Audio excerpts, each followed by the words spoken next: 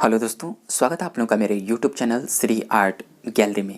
दोस्तों, आज के टॉपिक में मैं आप लोगों के समक्ष भारत के प्रसिद्ध आधुनिक कलाकारों के बारे में चर्चा करेंगे। दोस्तों, ये सीरीज आप लोगों को कंटिन्यू पार्ट वाइज देखने को मिलेगी, क्योंकि भारत के आधुनिक कलाकारों की जो लिस्ट है वो बहुत ही लंबी है और आप लोगों के समक्ष मैं पार्ट वाइज आप लोगों के बीच प्रस्तुत करता रहूँगा। तो आज की इस वीडियो में जिन कलाकारों को आप लोगों के समक्ष प्रस्तुत किया हूँ वो बहुत ही इंपॉर्टेंट हैं और इनसे रिलेटेड अक्सर एग्ज़ाम में क्वेश्चन पुटअप होते हैं। 2016 के टीजीटी पीजीटी एग्ज़ाम में भी इन कलाकारों से रिलेटेड बहुत ही इम्पॉर्टेंट क्वेश्चन पुटअप किए गए थे। दोस्तों, सर्वप्रथम आज की इस वीडियो में हम लोग भारत के प्रसिद्ध कलाकार मंजीत बाबा के बारे में चर्चा करेंगे। तो आप सभी लोग इस वीडियो को बहुत ही केयरफुली लर्न करिएगा और जितने भी इम्पोर्टेंट पॉइंटें आप लोगों के समझ प्रस्तुत की जा रही है उन्हें याद रखिएगा। दोस्तों, आप सभी लोगों को बताना चाहते हैं कि जो मंजीत बाबा थे वो भारत के प्रसिद्ध आधुनिक कलाकार के रूप में जाने जाते हैं। मंजीत बाबा का जो जन्म होता है वो 1941 ईस्वी को पटियाला पंजाब के पास में एक धूरी शहर था और इसी धूरी शहर के एक सिख परिवार में इनका जन्म होता है। इस पॉइंट को नोट करिएगा। साथ ही साथ आप लोगों को बताना चाहते हैं कि जो मंजीत बाबा थे इनके पिता जो थे एक लकड़ी के व्यापारी थे और जब मंजीत बाबा की उम्र 2 वर्ष की थी तभी इनके परिवार के लोगों ने पंजाब को छोड़ा और दिल्ली की ओर प्रस्थान किए। तो इस प्रकार से मंजीत बाबा का जो बचपन से लेकर जवानी तक जो भी समय था वो दिल्ली में गुजरा था। दोस्तों, मंजीत बाबा के एक बड़े भाई थे जिनका नाम था मनमोहन सिंह बाबा, जो कि एक प्रसिद्ध कलाकार, लेखक और एक नक्काश के रूप में जाने जाते हैं और इन्हीं के सानिध्य में रहकर मंजीत बाबा ने कला की उन बारीकियों को भी समझा और रुचि होने के कारण इन्होंने प्रारंभिक जो अपनी शिक्षा प्रारंभ की वो रेखांकन के माध्यम से इन्होंने किया था। इनके जो प्रारंभिक गुरु थे वो थे कलकत्ता के प्रसिद्ध कलाकार अवनी सेन। और अवनी सेन के बारे में आप सभी लोगों को बताना चाहते हैं कि दोस्तों, अवनी सेन जो थे उन्होंने कलकत्ता स्कूल ऑफ आर्ट में पढ़े थे और जो कि आधुनिक पश्चिमी तथा यथार्थवाद की पद्धति के एक आकृति मूलक कलाकार के रूप में जाने जाते हैं अवनी सेन। और इन्हीं अवनी सेन से मंजीत बाबा ने अपनी जो कला की प्रारंभिक शिक्षा थी उसे ग्रहण किए थे। तो इस पॉइंट को आप लोग नोट करिएगा। दोस्तों, अगर हम लोग मंजीत बाबा के दूसरी इम्पॉर्टेंट पॉइंट की ओर बात करें तो इन्होंने जो कला की अपनी एकेडमिक शिक्षा प्रारंभ करते हैं वो college of art new Delhi से इन्होंने कला की शिक्षा प्राप्त करते हैं और college of art new Delhi से इन्होंने कला में डिप्लोमा प्राप्त किया था। इस पॉइंट को नोट कीजिएगा। दोस्तों, दिल्ली ऑफ आर्ट से कला की शिक्षा प्राप्त करने के बाद अवनी बाबा ने आगे की शिक्षा के लिए ये स्कूल ऑफ प्रिंटिंग लंदन में भी अध्ययन किए थे। ये बहुत ही इम्पोर्टेंट पॉइंट है, इसे भी नोट करिएगा। जब इन्होंने लंदन में शिक्षा प्राप्त की उसके बाद ये भारत की ओर प्रस्थान करते हैं। अर्थात हम कह सकते हैं कि अवनी बाबा ने 30 वर्ष की उम्र में अपनी जीवन शैली के साथ साथ कला की उन तमाम बारीकियों को भी समझ लिए थे। दोस्तों, नेक्स्ट पॉइंट की बात करें तो मंजीत बाबा वस्तुतः पहाड़ी लोक कला व लघु कला की परंपरा से प्रेरित होकर इन्होंने दर्शन की दृष्टि में उत्तेजना उत्पन्न करने का प्रयास किया था। दोस्तों, बहुत ही इंपॉर्टेंट पॉइंट है, अक्सर एग्जाम में क्वेश्चन पुटअप होता है कि मंजीत बाबा वस्तुतः किससे प्रेरित होकर अपनी कलाकृतियों में उत्तेजना उत्पन्न किए थे। तो वो थी पहाड़ी लोक कला एवं लघु कला अर्थात मिनिएचर कला की परंपरा से मंजीत बाबा प्रेरित होकर दर्शक की दृष्टि में उत्तेजना उत्पन्न करने का प्रयास किया था। वेरी इंपॉर्टेंट पॉइंट है। नेक्स्ट पॉइंट की बात करें तो मंजीत बाबा, वेरी इंपॉर्टेंट पॉइंट, मंजीत बाबा एक प्रसिद्ध चित्रकार के रूप में जाने जाते हैं। ये वेरी इंपॉर्टेंट पॉइंट है, नोट करिएगा। दोस्तों, अगर नेक्स्ट पॉइंट की बात करें तो मंजीत बाबा जो थे ये वैश्विक रूप से अपने आध्यात्मिक प्रेम और सूफी दर्शन के लिए जाने जाते हैं। वेरी इंपॉर्टेंट पॉइंट है, नोट करिएगा। मंजीत बाबा जो थे वो आध्यात्मिक प्रेम और सूफी दर्शन के लिए जाने जाते हैं। मंजीत बाबा के जो कैनवास होते थे वो धान के खेतों के हरे रंग, कहने का तात्पर्य है कि मंजीत बाबा अपने कैनवास पर जिन हरे रंगों को उकेरा था वो धान के खेतों से प्रभावित होकर उन्होंने हरे रंग को लिया था। साथ ही साथ उन्होंने लाल रंगों का जो प्रयोग किया था वो सूर्य के लाल रंगों से प्रभावित होकर लिए थे। वहीं पर नीले रंगों का प्रयोग उन्होंने आकाश के नीले रंगों से प्रभावित होकर किए थे तथा अन्य रंगों से सुसज्जित अलग दिखाई देते हैं। यही कारण था कि मंजीत बाबा के जो कैनवास थे इन रंगों के कारण अलग सुसज्जित दिखाई देते हैं, अर्थात उनके कैनवास पर जो हरे रंग थे वो धान के खेतों के समान हरा भरा दिखता था। सूर्य के समान लाल रंग, आकाश के समान नीले रंग को उनसे प्रभावित होकर इन्होंने अपने कैनवास पर रंगों से सुसज्जित किया था। इस पॉइंट को नोट करिएगा। मंजीत बाबा की अगली पॉइंट की ओर बात करें तो मंजीत बाबा मुख्य रूप से भारतीय रंगों, ध्यान दीजिएगा, भारतीय रंगों जैसे गुलाबी, लाल तथा बैंगनी रंगों का प्रयोग करने वाले चित्रकारों में से एक थे। दोस्तों ये बहुत ही इंपॉर्टेंट पॉइंट है, कवर करिएगा। एग्जाम में क्वेश्चन आप लोगों से पुटअप किया जा सकता है कि मंजीत बाबा मुख्य रूप से किन रंगों की ओर प्रभावित थे, तो वो भारतीय रंग जैसे गुलाबी, लाल तथा बैंगनी रंगों का प्रयोग अपने चित्रों में करने वाले एक प्रसिद्ध भारतीय कलाकार के रूप में जाने जाते हैं। नेक्स्ट अगर हम लोग बात करें तो मंजीत बाबा की जो मृत्यु होती है वो 2008 में इनकी मृत्यु होती है। दोस्तों मंजीत बाबा एक बहुत ही प्रसिद्ध भारतीय कलाकार के रूप में जाने जाते हैं, जिनसे रिलेटेड इम्पॉर्टेंट जो भी पॉइंटें थी मैंने आप लोगों के समझ प्रस्तुत किया। दोस्तों मंजीत बाबा की हम लोग एक सेपरेट वीडियो लेकर आएंगे जो कि काफ़ी इम्पोर्टेंट ये कलाकार हैं। मैंने सर्वप्रथम आप लोगों के समझ कुछ इम्पोर्टेंट पॉइंटों को रखने का कोशिश किया। आइए देखते हैं हम लोग अगले कलाकार को। दोस्तों हमारी अगली जो भारतीय कलाकार हैं वो हैं अंजलि ईला मेनन। कि जो अंजलि ईला मेनन थी इनका जो जन्म होता है वो पश्चिम बंगाल के एक बुरनपुर नामक स्थान पे 1940 ईस्वी में हुआ था। बहुत ही इंपॉर्टेंट है, नोट करिएगा। अक्सर एग्जाम में क्वेश्चन पूछ लेगा कि अंजलि ईला मेनन का जो जन्म होता है वो कहाँ पे होता है, तो आप लोग ध्यान दीजिएगा पश्चिम बंजार, और पश्चिम बंगाल के कहाँ पे, बुरनपुर में हुआ था 1940 ईस्वी में। दोस्तों अगली इम्पॉर्टेंट पॉइंट जो है वो अंजलि ईला मेनन का जो प्रारंभिक शिक्षा होती है वो पश्चिम बंगाल के बुरनपुर में ही हुआ था। इस पॉइंट को नोट करिएगा। अपनी प्रारंभिक शिक्षा समाप्त करने के बाद इन्होंने कला की शिक्षा के लिए मुंबई की ओर प्रस्थान करती हैं और मुंबई की top 1 art college J school of art में इन्होंने दाखिला लिया था।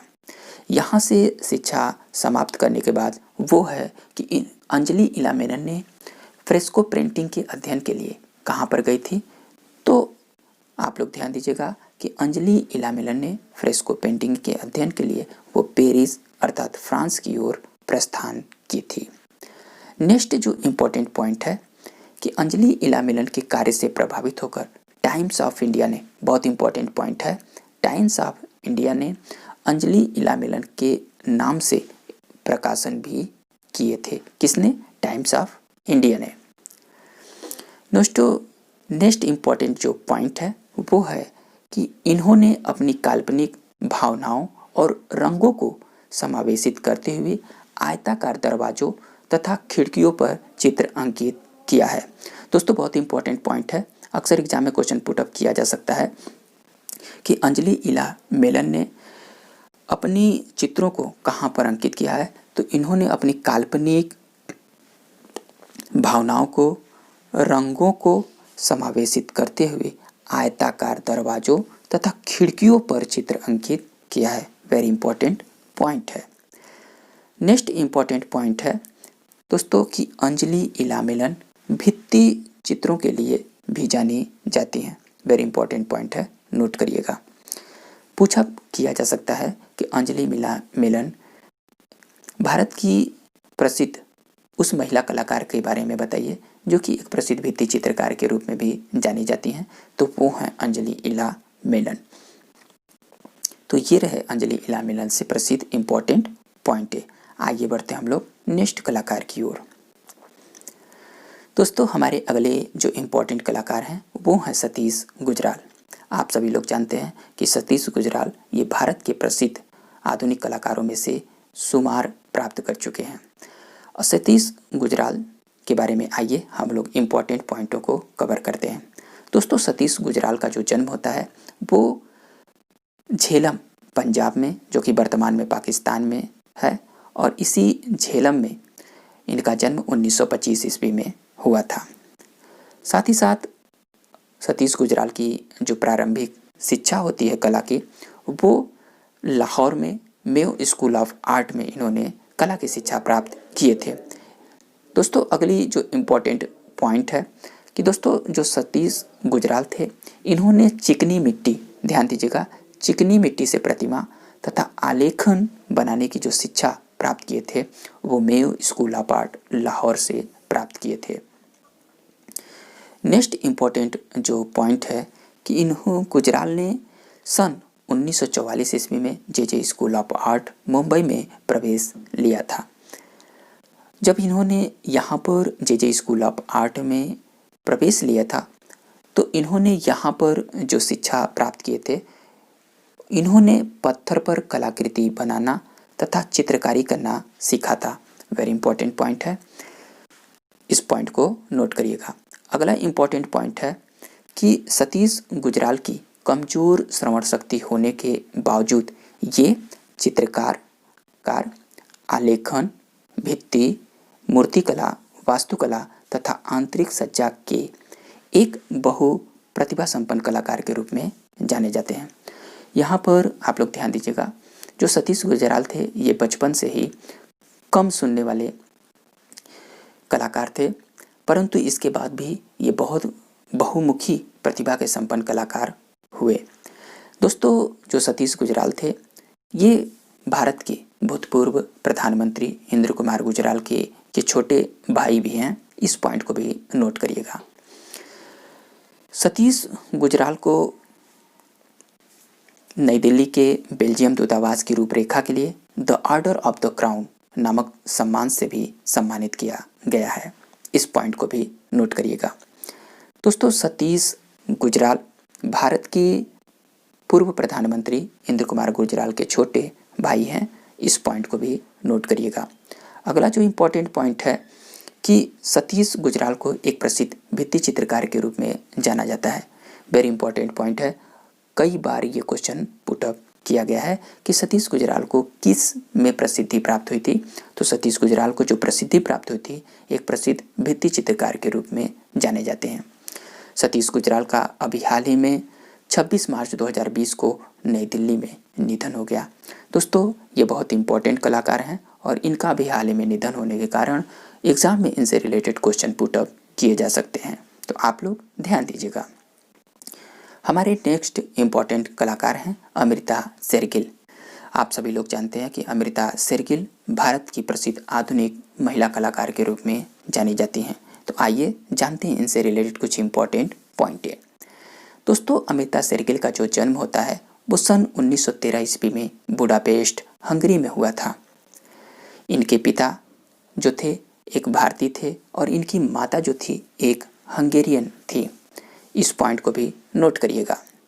अगला जो इम्पोर्टेंट पॉइंट है कि जो अमृता शेरगिल थी इनकी कला में जो प्रारंभिक शिक्षा होती है वो सर्वश्रेष्ठ कला विद्यालय इकोल डेल ब्यूक्स आर्ट के महान शिक्षकों से ग्रहण किया था। दोस्तों बहुत इंपॉर्टेंट पॉइंट है, इकोल डेस ब्यूक्स आर्ट, जो कि बहुत इंपॉर्टेंट है और यहीं के कलाकारों से इन्होंने कला की प्रारंभिक शिक्षा प्राप्त की थी। दोस्तों अमृता शेरगिल अपनी शैली का जो विकास करती हैं वो 1934 ईस्वी में जब भारत आने के पश्चात इन्होंने किया था, इस पॉइंट को भी नोट करिएगा।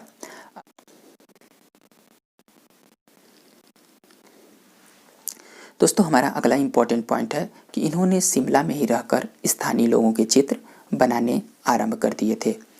है कि अमिता शेरगिल ने पाश्चात्य प्रविधि और भारतीय भावना के मेल से भारतीय आधुनिक कला की नींव रखी थी। बहुत इंपॉर्टेंट पॉइंट है। नेक्स्ट इंपॉर्टेंट पॉइंट है कि अमिता शेरगिल का अल्पायु में अर्थात 28 वर्ष की आयु में सन 1941 ईस्वी में लाहौर पाकिस्तान में इनका निधन हो गया था। 2013 में इनसे रिलेटेड क्वेश्चन पुटअप किया गया था सेम कि अमिता शेरगिल का कब और कहाँ पर इनकी मृत्यु हुई थी। तो आप लोग ध्यान दीजिएगा, अमृता शेरगिल की जो मृत्यु होती है वो 1941 ईस्वी में लाहौर पाकिस्तान में हुआ था। दोस्तों हमारा अगला इम्पॉर्टेंट कलाकार जो कि बहुत इम्पॉर्टेंट है वो हैं एम.एफ. हुसैन। एम.एफ. हुसैन के बारे में आप सभी लोग जानते हैं कि एम.एफ. हुसैन जो थे वो भारत ही नहीं बल्कि अंतर्राष्ट्रीय स्तर के कलाकार के रूप में जाने जाते हैं। एम.एफ. हुसैन का जो जन्म होता है वो महाराष्ट्र के पंढरपुर में हुआ था। इस पॉइंट को नोट करिएगा। और कब हुआ था? 17 सितंबर 1915 ईस्वी को। दोस्तों एम.एफ. हुसैन ने अपनी जो प्रारंभिक शिक्षा प्राप्त किए थे वो इंदौर में अपनी विद्यालयी शिक्षा प्राप्त करने के बाद मुंबई आ गए और जे स्कूल ऑफ आर्ट में प्रवेश लिया था। इस पॉइंट को नोट करिएगा। अगली जो इम्पोर्टेंट पॉइंट है कि इन्होंने अपनी फिल्मी कैरियर की शुरुआत बिलबोर्ड में चित्र बनाकर किया था। आप सभी लोग जानते हैं कि एम.एफ. हुसैन जो थे एक प्रसिद्ध कलाकार के साथ एक प्रसिद्ध फिल्म मेकर के रूप में भी जाने जाते हैं। अगली इम्पोर्टेंट जो पॉइंट है कि एम.एफ. हुसैन लोक, कबीले, पौराणिक कला जैसे मिश्र विषयों पर कार्य किया था। अगली जो इम्पोर्टेंट पॉइंट है कि एम.एफ. हुसैन ने सन 1987 ईस्वी में राज्यसभा के लिए मनोनीत किया गया था। एम.एफ. हुसैन को 1987 ईस्वी में राज्यसभा के लिए मनोनीत किया गया था। इस पॉइंट को नोट करिएगा, क्वेश्चन पुटअप किया जा सकता है। अगला हमारा इम्पोर्टेंट पॉइंट है कि सन 1989 अर्थात 1989 ईस्वी में पद्म भूषण से सम्मानित किया गया था एम.एफ. हुसैन को। बहुत इम्पोर्टेंट पॉइंट है। पूछा जा सकता है कि एम.एफ. हुसैन को पद्म भूषण की सम्मान किस ईस्वी में प्राप्त हुआ था? तो 1989 ईस्वी में। अगला हमारा इम्पोर्टेंट पॉइंट है कि एम.एफ. हुसैन चित्रकार के साथ साथ फिल्म निर्माता के रूप में भी जाने जाते हैं। अगला जो इम्पोर्टेंट पॉइंट है कि इनकी पहली फिल्म जो थी, बहुत इम्पोर्टेंट और अक्सर एग्जाम में क्वेश्चन पुटअप होता है कि through the eyes of A painter किसकी प्रसिद्ध फिल्म है? तो through the eyes of A painter Bharat के प्रसिद्ध कलाकार एम.एफ. हुसैन की फिल्म है और ये एम.एफ. हुसैन की पहली फिल्म मानी जाती है ने। और यही फिल्म थी जो कि बर्लिन महोत्सव में गोल्डन बियर पुरस्कार भी जीती है। ये बहुत ही इम्पोर्टेंट पॉइंट है और अक्सर एग्जाम में क्वेश्चन पुटअप होता है। नेक्स्ट इम्पॉर्टेंट पॉइंट है कि एम.एफ. हुसैन का सन 1911 ईस्वी में लंदन में निधन हुआ था। दोस्तों जो एम.एफ. हुसैन थे इनका जो निधन होता है वो 1911 ईस्वी में लंदन में हुआ था। इस पॉइंट को भी नोट करिएगा। ये सारे जितने भी क्वेश्चन एग्जाम में पुटअप होते हैं उसको ध्यान में रखते हुए मैंने आप लोगों के समझ इम्पोर्टेंट पॉइंटों को आप लोगों के समझ प्रस्तुत किया। तो दोस्तों ये रहे आज के इम्पोर्टेंट पॉइंटें जो कि मैंने आप लोगों के समझ प्रस्तुत किया। दोस्तों आज का हमारा एक छोटा सा सवाल है जो कि आप लोगों से अपेक्षा है कि आप लोग कमेंट बॉक्स में इस क्वेश्चन का जवाब सभी लोग दें। क्वेश्चन है कि एम.एफ. हुसैन की पहली फिल्म की शूटिंग किस राज्य में हुआ था? Very important point. और आप सभी लोग जानते हैं कि एम.एफ. हुसैन की जो पहली फिल्म थी through the eyes of A painter, और इसी बारे में पूछा किया गया है कि पहली फिल्म जो थी उनकी शूटिंग जो हुई थी वो किस राज्य में हुई थी। और आप सभी लोगों को समझ 4 ऑप्शन दिया गया है, मुंबई, दिल्ली, गुजरात या राजस्थान। आप सभी लोगों को कमेंट बॉक्स में इसका जवाब सेंड करना है। तो ये रहे कुछ इंपॉर्टेंट पॉइंट है जो कि मैंने आप लोगों के समझ प्रस्तुत किया। वीडियो पसंद आए तो प्लीज़ लाइक करिएगा। जो भी दोस्त इस चैनल को पहली बार वॉच कर रहे हैं प्लीज़ चैनल को सब्सक्राइब करिए और अपने दोस्तों में शेयर करिए।